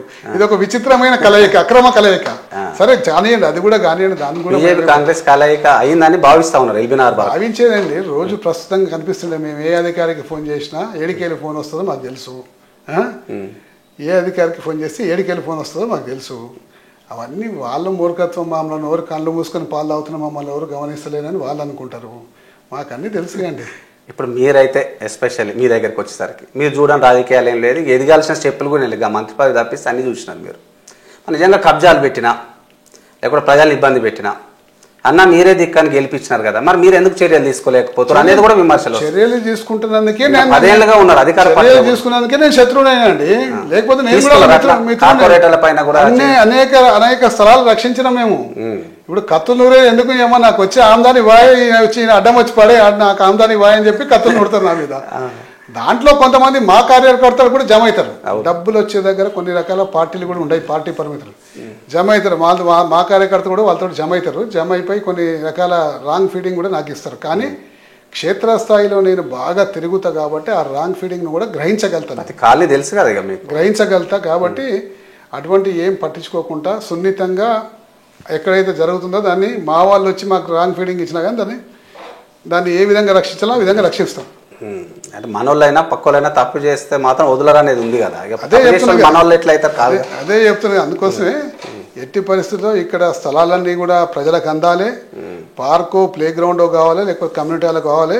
అన్యాక్రాంతం కావద్దని చెప్పి 20 సంవత్సరాల క్రితం నేను తలపెట్టిన యజ్ఞం అనేక రకాలుగా అనేక కాలనీలలో అనేక పార్కులు ఏర్పడ్డాయి. ఇలా కారణం ఇలా భారతదేశంలో అత్యధిక పార్కులు ఉన్న నియోజకవర్గం ఏదంటే నా నియోజకవర్గమే. ఇక తెలంగాణలో అత్యధిక ఫ్లైఓవర్లు అండర్ పాస్ ఉన్న నియోజకవర్గం ఏదంటే నా నియోజకవర్గమే. ఇలా అందరూ సుందరమైన ఒక భారతదేశంలో లేని గ్రేవ్యార్డ్ ఎక్కడ ఉందంటే ఎల్బీ నగర్ నియోజకవర్గమే. ఇట్లా అనేక ప్రత్యేకత సంతరించుకున్నాము. ఇంకా ఈ సమస్యలతో అంతా నేను చేసేసిన అయిపోయిందని అంటలేను. ఇంకా చేయాల్సినవి చాలా ఉన్నాయి కాబట్టి రాబోయే రోజుల్లో ఇంకా అనేక చేయాల్సిన అవసరం ఉంది. కాబట్టి ఒక ప్లానింగ్ ఒక ఎగ్జిక్యూషన్ అన్నీ రెడీ చేసి పెట్టుకుంటే అన్నీ చేసుకోవచ్చు. ఇప్పుడు బీఆర్ఎస్ అధికార పార్టీ ఉంది, మీరు అధికార పార్టీ ఎమ్మెల్యేగా ఉన్నారు. దాదాపు మీ నియోజక పరిధిలో రోడ్లు కావచ్చు, మౌలిక వసతులు కావచ్చు, డ్రైనేజీలు కావచ్చు, వాటర్ పైప్ లైన్స్ కావచ్చు, సీసీ రోడ్ల నిర్మాణం కావచ్చు, ఇవన్నీ పూర్తయినాయి అనుకుంటున్నారా మీరు? ఇంకేమైనా మిగిలిపోయినాయి? అయితే అయినాయి అంటలేను కానీ ఇంకా చాలా చేయాల్సినవి ఉన్నాయి. ఇంకా చాలా కాలనీలో ఈరోజు కూడా కొన్ని మంచినీటి లేని కాలనీలు ఉన్నాయి. దాదాపు ఇంకా డ్రైనేజ్ లేని కాలనీలు ఉన్నాయి. వర్షం వస్తే బండి కూడా సరిగా పోలేని కాలనీలు ఉన్నాయి. ఈ కాలనీలు అన్నిటి కూడా ఈ సదుపాయాలు కల్పించాలి. 10 ఏళ్ళలో ఎందుకు చేయలేకపోయారు? ఎందుకంటే మీరు క్రియాశీలకంగా ఉండేది. ఎందుకంటే మేము చెప్తే వినండి, ఇప్పుడు మాకు హైదరాబాద్ సిటీ నగరంలో ఉన్న ఎమ్మెల్యేలకు చాలా తేడా ఉంటుంది. ఇప్పుడు అంబర్పేట నియోజకవర్గం ఉండి, లేకపోతే జూబ్లీ హిల్స్, ఖైరతాబాదు, సనత్ నగర్, ఇవన్నీ నియోజకవర్గం. అక్కడ ఏం లేవండి చేయాలంటే కూడా ఎమ్మెల్యేకు. అవును, ఎమ్మెల్యే రోడ్లు అయిపోయినాయి, డ్రైనేజ్ అయిపోయింది, అన్నీ అయిపోయినాయి. ఇక నీకు గల్లీలో రోడ్డు లేని గల్లీ వెతికి పట్టమని చెప్పి నేను 2 లక్షలు ఇస్తాను. ఇక్కడ ఇది చెప్తున్నా, ఖైరతాబాద్ నియోజకవర్గంలో అసలే రోడ్డు లేని నియోజకవర్గం ఒక రోడ్డు చూపెట్టమని చెప్పి నేను 2 లక్షలు బహుమతి ఇస్తాను. మాకు అట్లా లేదు. నేను మొదటిసారి ఎమ్మెల్యే అయినప్పుడు 700 చిల్లర 70 కాలనీలు ఉండే. ఇప్పుడు 964 కాలనీలు ఏమైనాయి. అంటే 180 కాలనీలు 15 సంవత్సరాల్లో పెరిగినాయి. ఎవ్రీ 5 ఇయర్స్కో 20-30 కాలనీలు పెరుగుతుంటాయి. 30-40 కాలనీలు కొత్తగా వస్తూనే ఉంటాయి. ఈ కొత్తగా వచ్చే కాలనీలలో ఏ మాత్రం కూడా మౌలిక సదుపాయాలు ఉంటాయి. టకటకటకో 50 మంది ఇల్లు కట్టుకుంటారు. వాటర్ ఉండదు, డ్రైనేజ్ ఉండదు, స్ట్రీట్ లైట్స్ ఉండవు, రోడ్లు ఉండవు, ఏముండవు. ఇవన్నీ మేము కొత్తగా కల్పించాలి. అవును, వాటర్ కల్పించాలి, డ్రైనేజ్ కల్పించాలి, రోడ్లు వేయాలి, స్ట్రీట్ లైట్స్ వేయాలి, కమ్యూనిటీ హాల్ కట్టాలి, పార్కులు చేయాలి. ఇవన్నీ మేము కొత్తగా చేయాలి. కొత్తగా చేయాలంటే చాలా కష్టమైన పని. అంటే ఎంత కష్టమైన పని అంటే ఇవన్నీ కొత్తగా చేయాలంటే కొన్ని వేల కోట్ల రూపాయల నిధులు కావాలి. వరకు ఎన్ని వేల కోట్ల కావాలని పోయిన 5 సంవత్సరాల్లో 3,718 కోట్ల రూపాయలతోటి నేను అన్ని డెవలప్మెంట్ చేసిన. ఏదేది డెవలప్మెంట్ చేసినా దానికి ఎంతెంత ఖర్చు అంటే సుమారు 4,000 కోట్లు. దాదాపు ఎంతెంత ఖర్చు అయింది అనే సంగతి కూడా బయట ఒక పాంప్లెట్ ఉంది, మీరు పోయేటప్పుడు వీడియో తీసుకోవచ్చు. ఓకే, ఆ పోస్టర్ కూడా ఉంది. సో ఈసారి దాదాపు ఇప్పటి వరకు నేను చాలా ప్రపోజల్ పెట్టిన కొన్ని రోడ్లు మేము పోయినసారి ప్రపోజల్ పెట్టిన రోడ్లనే శాంక్షన్ అయిపోయి దాదాపు ఒక 4 నెలల క్రితం దాకా నేను శాంక్షన్ చేయించిన రోడ్లే నడిచినాయి. ఒక 3 to 4 months బ్యాక్ అందు కూడా. ఇప్పుడు కొత్త శాంక్షన్స్ వస్తున్నాయి. ఆ కొత్త శాంక్షన్స్ ఎన్ని వస్తాయో చూడాలి. ఇంకా ఎల్బీనగర్ పరిధిలో ముఖ్యంగా కొన్ని కాలనీలో రిటైర్డ్ ఎంప్లాయీస్ అంటే వయోవృద్ధులు అంటాం, సీనియర్ సిటిజన్స్ అంటే వాళ్ళు పెద్ద ఎత్తున ఉంటారు, యువత ఉంటారు. అంటే మీరు డిఫరెంట్ కాన్స్టిట్యుయెన్సీ కూడా అనుకోవచ్చు. అన్ని కలగలిపి ఉంటారు కదా. అందరికి సమన్యాయం చేయాలంటే ఎట్లా సాధ్యమవుతుంది? నిజంగా ఒక ఎమ్మెల్యేతో అందరికీ సమన్యాయం చేయాల్సిన పరిస్థితి ఉందండి. ఎందుకంటే అందరు సిటిజన్సే, అందరు పౌరులే. పౌరునికి ఒక్కొక్క తేడా ఉండదు. కాబట్టి సీనియర్ సిటిజన్స్కి వాళ్ళ వసతి ఇవ్వాలి. ఇప్పుడు నడి వయసుకు ఉద్యోగం చేస్తున్న వయసుకు 40 to 50 years 60 years ఒకటి ఇవ్వాలి. మా కాన్సెప్టే 8 నుంచి 80 సంవత్సరాల వరకు అన్ని సదుపాయాలు చేయాలని చెప్పి మేనిఫెస్టోలో పెట్టిన ఏకైక వ్యక్తిని నేనే. అవును, 8 to 80 years మా కాన్సెప్ట్. 8 years పిల్లవానికి ఏం కావాలి, 10 years 14 years 16 years 20 years ఏం కావాలి. వీళ్ళకి అందరికీ ఒక ప్లే గ్రౌండ్స్ కావాలి. ప్లే గ్రౌండ్స్ కావాలి కాబట్టి వాళ్ళకి ప్లే గ్రౌండ్స్ ప్రొవైడ్ చేస్తాం. ఓ 30 years 35 years దాటిన వాళ్ళకి ఏంటంటే ఆటలాడే ఏజ్ తగ్గిపోతుంది కాబట్టి వాళ్ళ వాకింగ్ చేస్తానికి మంచి పార్కులు కావాలి అవన్నీ కల్పించినాం. దాని తర్వాత 60 ఇయర్స్ పైబడి రిటైర్ అయిపోతారు కాబట్టి వాకింగ్ చేసుకుంటే వాళ్ళ కాలక్షేపం కోసం ఎక్కడో వదిలి డే కేర్ సెంటరో లేకపోతే సీనియర్ సిటిజన్ భవనం పెడితే ఒక 4 క్యారమ్ బోర్డులు వేసి ఒకటి ట్రెడ్మిల్ గిడ్మిల్ పెడితే అక్కడనే కాలక్షేపం చేసుకుంటే చేస్తారు. సో ఈ విధమైన వాతావరణం అన్ని ఏజ్ గ్రూపులకి 8 to 80 ఇయర్స్ రావాలన్న ఉద్దేశంతో ప్లానింగ్ చేసుకుంటూ పోతా ఉన్నాం. ఈ ప్లానింగ్ చేసుకునే ప్రక్రియలో కొన్ని రకాల అవాంతరాలు ఎదురవుతున్నాయి. మాకు ఎక్కువ మాకేం కావాలంటారంటే పార్కే కావాలంటారు. ఎందుకంటే మీరు డెవలప్ చేసిన అట్లున్నాయి కాబట్టి లేదు పార్క్ ఎందుకంటే ఒక ఏజ్ గ్రూప్ వాళ్ళు 50 ఇయర్స్ వాళ్ళు 60 ఇయర్స్ నా దగ్గరికి రాగలుగుతారు. ఆ స్వతంత్రం వాళ్ళకు ఉంటుంది. ఎవరినో పట్టుకొని పరిచయం లేకుండా నా దగ్గర రాగలుగుతారు, నాతోటి మాట్లాడగలుగుతారు, నన్ను కన్విన్స్ చేయగలుగుతారు, పార్కు శాంక్షన్ చేయించగలుగుతారు. ఒక 8 సంవత్సరాల పిల్లగాడో 10 సంవత్సరాల పిల్లగాడో లేకపోతే 12 సంవత్సరాల పిల్లగాడో ఎమ్మెల్యే గారి దగ్గరకు వచ్చి నా అంకుల్ నాకు పార్కు కావాలని చెప్పి అడగలేడు. ఆ ఛానల్ ఉండదు వాళ్ళకు ఉండదు. వాళ్ళు అడగలేదని చెప్పి ఆ సెక్షన్ మనం నిర్లక్ష్యం చేయొద్దు. మనం వాళ్ళకు కూడా మనం కలిపాలి. ఎందుకంటే రేపు రాబోయే తరం వాళ్ళే అండి, వాళ్ళకు కూడా కనిపించాలి. కానీ ఇక్కడ సంఘర్షణ ఏమవుతుందంటే బాలు కొడితే మా ఇంట్లో పడుతుంది, వాళ్ళు అరుస్తారు, సప్పుడు వినిపిస్తుంది. ఇవన్నీ మాట్లాడితే ఏం కావాలండి? పెద్దలు కూడా అర్థం చేసుకోవాలి. ఆ సెక్షన్ ఎంత ముఖ్యమో ఈ సెక్షన్ కూడా అంతే ముఖ్యం. ఎవరిని నిర్లక్ష్యం చేయలేము. కాబట్టి ఈ చిన్న వాటికి తావు ఇయ్యద్దు. ఎన్ని ప్లే గ్రౌండ్ చేసాం అన్ని పార్కులు ఉండాలి అండ్ సీనియర్ సిటిజన్ భవనాలు కూడా ఉండాలి. అందరికీ సమన్యాయం ఉండాలి. ఆ సెక్షన్ రాదు, మేమేం వస్తాం, మేమే ఇక పౌరులం, మేము ఈ సంగతి చూసుకుంటామంటే చూసుకొని మనం ఏం చేస్తాం? అన్ని సెక్షన్లకు న్యాయం చేసే బాధ్యత నా మీద ఉంది.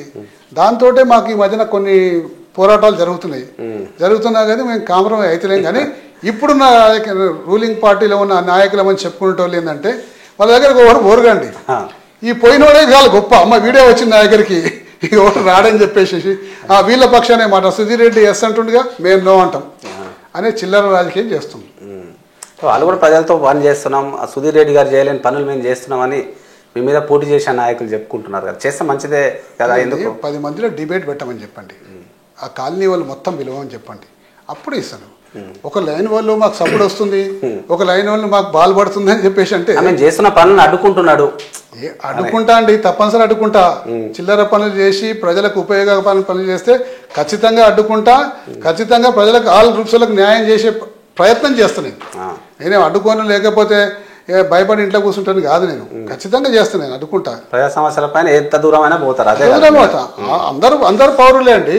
ఓటు ఏ లేనివాడు పౌరుడు కాదు, ఓటు ఇష్టడే పౌరుడు అని చెప్పేసి అనుకుంటే ఎట్లా?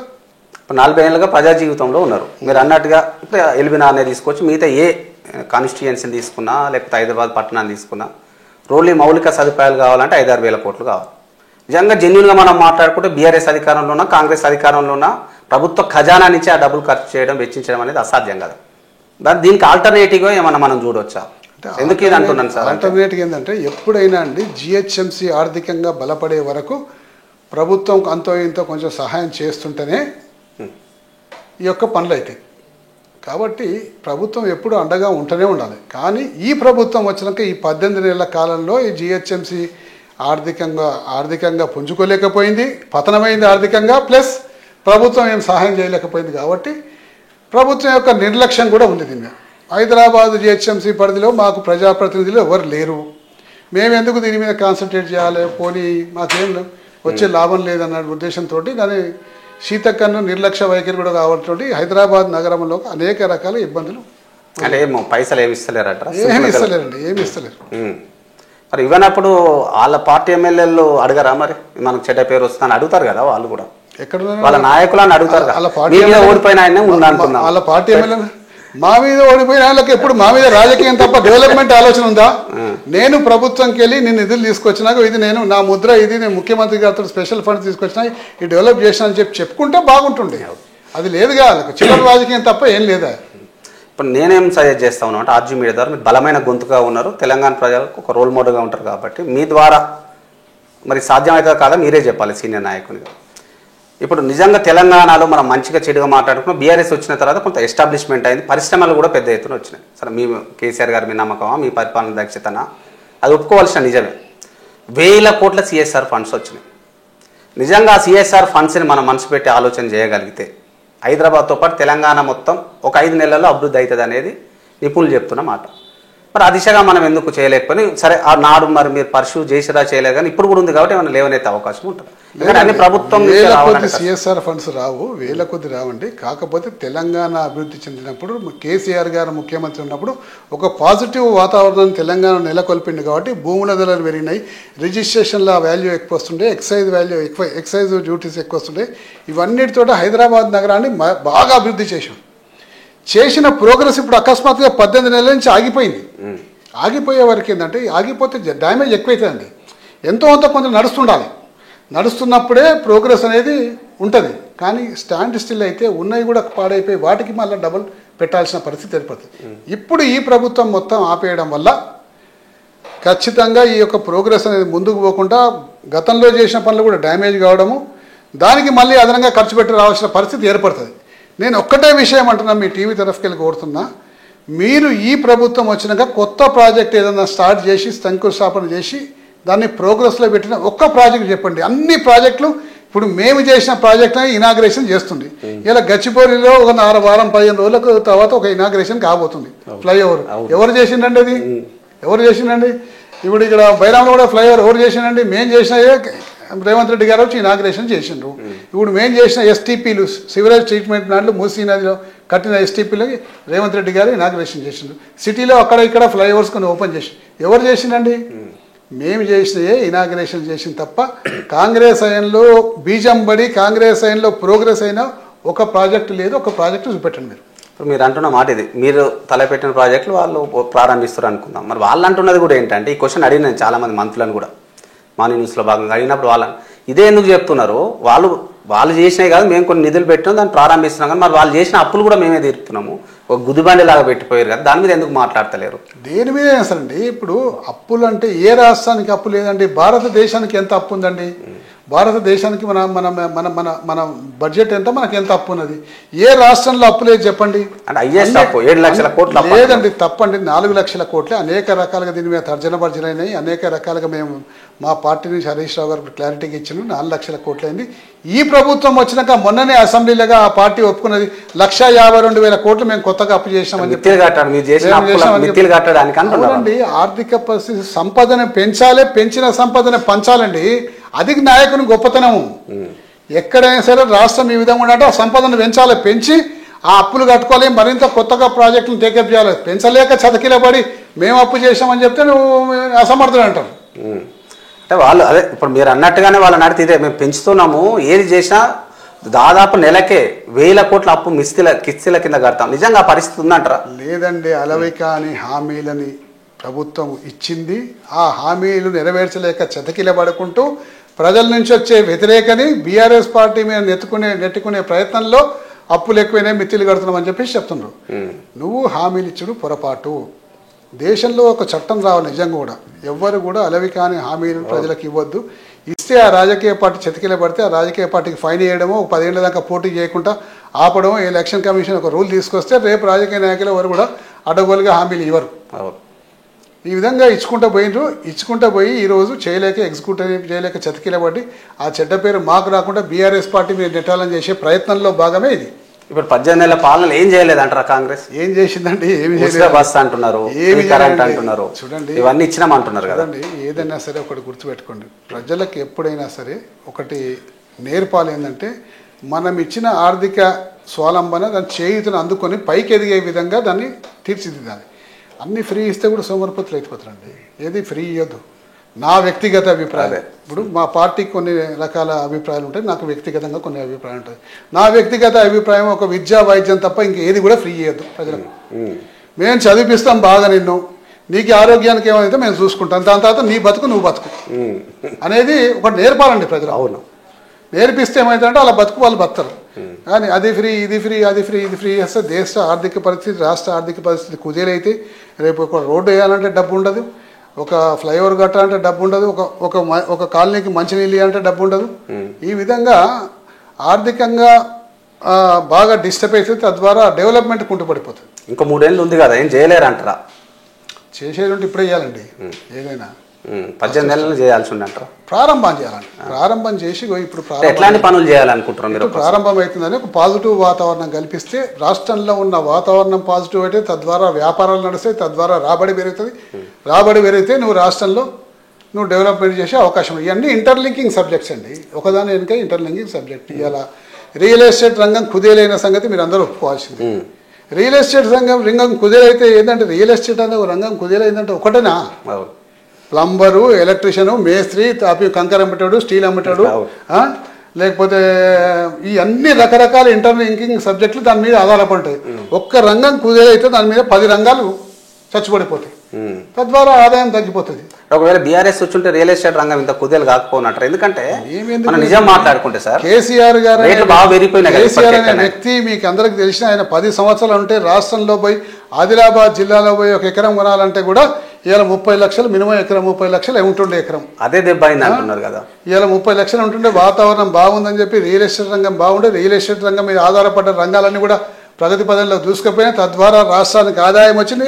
వచ్చిన ఆదాయాన్ని ప్రజలకు పంచిపెట్టింది. అంతే, అది నాయకత్వ లక్షణాలండి. అంటే పెరగాల్సిన దానికన్నా ఎక్కువ పెరిగింది కాబట్టి ఇప్పుడు కొంత లేరనే ఒక వాదన తెర మీద లేదండి, అట్లేముండదండి. ధరలు పెరుగుడేమే ఏకైక గ్రోత్ అని అనుకోలేము. సర్క్యులేషన్, చిన్న చిన్న అపార్ట్మెంట్లు కొంటూ ఉండాలి, చిన్న చిన్న ప్లేసెస్ కొంటూ ఉండాలి, ఇవన్నీ సర్క్యులేట్ కావాలి. సర్క్యులేట్ అయినప్పుడే వ్యాపారాలు స్థిరంగా ఉంటాయి. ఇప్పుడు ముగించే ముందు యువతకు సంబంధించింది, ఎందుకంటే యువతకు మీరు చాలా దగ్గరగా ఉంటారు, మీరు బాగా అభిమానిస్తూ ఉంటారు కాబట్టి యువతను ప్రధానంగా గమనించేది మన నిరుద్యోగ సమస్య. ఏ ప్రభుత్వం వచ్చినా నిరుద్యోగులకు చేసింది కూడా ఏం లేదు. ఎందుకంటే నిజంగా ప్రభుత్వ ఖజానా నుంచి ఉద్యోగాలు ఇవ్వాలంటే, ప్రభుత్వ కొలువులు ఇవ్వాలంటే సాధ్యం కాదు. అది మనం 5 ఏళ్ళకైనా 1 లక్ష ఇచ్చుడే ఎక్కువ ఉంటుంది. మరి అనుబంధంగా ఇప్పుడు ప్రైవేట్ కంపెనీలు ఉన్నాయి సార్ అనేకం. ఇప్పుడు హైదరాబాద్ పరిధిలో కావచ్చు, తెలంగాణ చుట్టుపరిధిలో కావచ్చు. అక్కడ కనీసం ఒక 60 నుంచి 70% ఉద్యోగాలు కనుక ఒక జీవో తీసుకొచ్చి చట్టబద్ధత కల్పిస్తే మా బతుకులు బాగుపడు, బంగారు తెలంగాణ సాధ్యం అవ్వు. ఖాళీగా తిరిగే మేము ఒక 40,000 50,000 సంపాదిస్తే 6 నెలల్లో 2 లక్షలు 3 లక్షలు అయితే మేము కొంత ఇన్వెస్ట్మెంట్ చేసుకుందాం, తెలంగాణ ప్రభుత్వాన్ని సహకరిద్దాము. అంటే ఒకవేళ తెలంగాణ అభివృద్ధి కావాలన్నా నిరుద్యోగ సమస్యను మొత్తం కూకటి వేలతో సహా అంతం చేయాల్సి ఉంటుంది కదా. మరి ఎందుకు చేయలేకపోతున్నారు? స్థానిక పరిశ్రమలతో ఎందుకు ఉద్యోగాలు కల్పించలేకపోతున్నారు అంటారు ఏ ప్రభుత్వం వచ్చినా? చూడండి, నిరుద్యోగ సమస్య అనేది ఈ భూమి ఉన్నంత కాలం ఉంటుందండి. కేసీఆర్ గారు ముఖ్యమంత్రిగా ఉన్నప్పుడు దాదాపు 1,53,000 ఉద్యోగాలు ఇచ్చిండ్రు. ఏ ఉద్యోగం ఎప్పుడు ఇచ్చిన సంగతి గతంలో స్పష్టంగా మేము చెప్పడం జరిగింది. ఈ ప్రభుత్వం రాకముందుకు ప్రామిస్ చేసింది ఒకటి, ఇప్పుడు చేస్తుంది ఒకటి. ఓకే, ఈ ప్రభుత్వ ఉద్యోగాలు పక్కకు పెట్టండి. ప్రభుత్వ ఉద్యోగాలు ఎవరు కూడా ఏ ప్రభుత్వం కూడా ఇవ్వలేదు.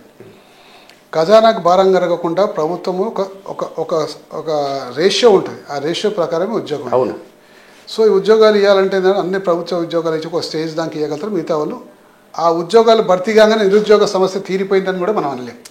నిరుద్యోగ సమస్య ఉంటూనే ఉంటుంది. దీంట్లో ఏం చేయాలంటే స్కిల్ డెవలప్మెంట్ అనేది మనం ఏర్పాటు చేయాలి. ఇప్పుడు మేము కన్స్ట్రక్షన్ ఫీల్డ్లో ఉన్నాం కాబట్టి నాకు తెలిసిందంటే ఒక ప్లంబర్ అనేటోడు స్కిల్డ్ ఫుల్ ప్లంబర్ అనేది నిజంగా మాకు కూడా ఈరోజు మార్కెట్లో దొరకడం కష్టం. ఏదో కొంతమంది చేస్తారు.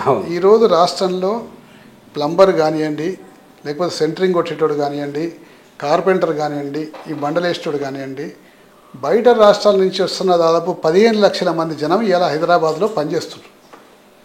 ఎందుకు పనిచేస్తున్నారు హైదరాబాద్లో? మరి హైదరాబాద్ జనం ఏమైపోయినారు? హైదరాబాద్ జనం వీళ్ళంతా బయటికి వెళ్ళి వచ్చి పనిచేస్తున్నారు, లక్షల కోట్లు సంపాదిస్తున్నారు చాలామంది. ఒక ఉత్తరప్రదేశ్ కార్పెంటర్ వస్తాడండి, వాడు వచ్చి పని చేస్తాడు. ఒక మనం కార్పెంటర్ పని ఇస్తే వాడు వచ్చి పని చేస్తాడు. పని చేసుకుంటే వాడు ఇండేమనుకుంటాడండి, వాడికి ఇండేమనుకుంటాడు. రాత్రిపూట పోతే ఏమన్నా పోతే 10 గంటలకు అట్లా పోతాడు, భోజనం చేస్తాడు, మన పొద్దున 7 గంటలకు వస్తాడు. 10 గంటలకు 7 గంటలకు వచ్చేవాడు వర్క్ అని ఎవరైనా చూసిందా అండి? వానికి అప్పచెప్పిన పని 30 రోజులు అంటే 30 రోజుల్లో ఖచ్చితంగా పూర్తి చేస్తాడు. ఓ సెంటరింగ్ కొట్టాడు, ఇప్పుడు మన ఒరిస్సా నుంచి సెంటరింగ్ కొట్టాడు వస్తాడు. వాడు సెంటరింగ్ కొట్టాడు, ఎంత పెద్ద సెంటరింగ్ ఫటాఫట కొట్టేస్తాడు. వానికి ఆ నేర్పరితనం ఉంది, అది ఉన్నది కాబట్టి వాడు ఫాస్ట్గా చేయగలుగుతాడు. ఒక ఎలక్ట్రీషియన్ అట్లా చేస్తాడు. బండలేస్తాడు రాజస్థానంలో, వాడు రాత్రి బాగు చేస్తూనే ఉంటాడు. ఈ విధంగా కమిటెడ్గా వచ్చి ఆ స్కిల్ఫుల్ వర్క్స్ మన వాళ్ళకి నేర్పించాలి. మన వాళ్ళకి నేర్పిస్తే ఏమవుతుందంటే, ఇప్పటికీ ఎప్పుడైనా చెప్తాండి, ఏ ముఖ్యమంత్రి రాబోయే రోజుల్లో భగవంతుడు మన కృష్ణ పరమాత్ముడు ముఖ్యమంత్రి అయితే కూడా రేపు పొద్దున ఇన్ని ఉద్యోగాలు ఇవ్వలేడండి. కాబట్టి ఆల్టర్నేట్ సెక్టర్ని మనం డెవలప్ చేసుకోవాలి. స్కిల్ డెవలప్మెంట్ సెంటర్లో ప్రతి దగ్గర ఏదో ఒకటి చదువుకున్న అందరూ బీటెక్ అందరూ డిగ్రీలు చేయలేరు కానీ, ఒకటి ఐటీఐ చేస్తాడు, ఒకటి పాలిటెక్నిక్ చేస్తాడు. కాబట్టి వాళ్ళకి దగ్గర ఉద్యోగం దొరికేటట్టు మనం తర్ఫీదు ఇచ్చిన నేర్చుకుంటే ఏంటంటే ఉద్యోగాలు కొద్దివేలు నిరుద్యోగులు అంటున్నట్టు మీరు ఏమైనా గొంతుగా వినిపించగలుగుతారా? స్థానిక పరిశ్రమలు కావచ్చు, మీరు అన్నట్టు స్కిల్ డెవలప్మెంట్ ప్రోగ్రామ్స్ కానీ పెట్టాలి. అందరికీ నిరుద్యోగులకనే నిరుత్సాహపడకండి ఉద్యోగం దొరకలేదని. కేవలం ఉద్యోగం అంటే ప్రభుత్వ ఉద్యోగమే ఉద్యోగం కాదు, ప్రైవేటు ఉద్యోగం కూడా ఉద్యోగమే. కాబట్టి ప్రభుత్వ ఉద్యోగంలో ప్రయత్నం చేసుకుంటూ ప్రైవేట్లో కూడా ప్రయత్నం చేసి స్కిల్ డెవలప్మెంట్ కూడా ఆల్టర్నేట్గా కోర్సుగా మీరు డెవలప్ చేసుకుంటే మీకు ఉద్యోగం రాదన్న సంగతి ఎప్పుడూ జరగదు. కాబట్టి ప్రభుత్వం మీదనే ఆధారపడి ప్రభుత్వ ఉద్యోగం వస్తేనే మా జీవితం అయిపోతుందని చెప్పేసి అనుకుంటే ఇబ్బంది పడే అవకాశం ఉంటుంది. కాబట్టి ఆల్టర్నేటివ్ మార్గాన్ని కూడా ఎంచుకోవాలని చెప్పి విజ్ఞప్తి చేస్తున్నారు. చివరిగా అత్యంత ప్రజాదరణ పొందిన నాయకుడు ఎవరంటే రాజశేఖర రెడ్డి అంటారు. తన శిష్యరికం అని అనుకుంటాం మనమైతే. మీరు ఉన్నారు, అత్యంత సన్నిహితులుగా ఉన్నారు. తర్వాత తెలంగాణ వచ్చిన తర్వాత కేసీఆర్ గారి దగ్గర ఉన్నారు. ఇప్పుడు రేవంత్ రెడ్డి గారి సర్కార్ని కూడా చూస్తూ ఉన్నారు. అంటే వీళ్ళిద్దరితో ఎక్కువ సంబంధాలు మీకు, రాజశేఖర రెడ్డి కావచ్చు, కేసీఆర్ కావచ్చు. అంటే ఎవరు ది బెస్ట్ పరిపాలన అంటే ఏం చెప్తారు? అంటే ఈ ఉమ్మడి రాష్ట్రంలో అండి ముగ్గురు నాయకులే చాలా గొప్పవాళ్ళండి. ముగ్గురు నాయకులే అల్టిమేట్ నాయకులు. ఒకరు ఎన్టీ రామారావు గారు, రెండోది రాజశేఖర రెడ్డి గారు, మూడోది కేసీఆర్ గారు.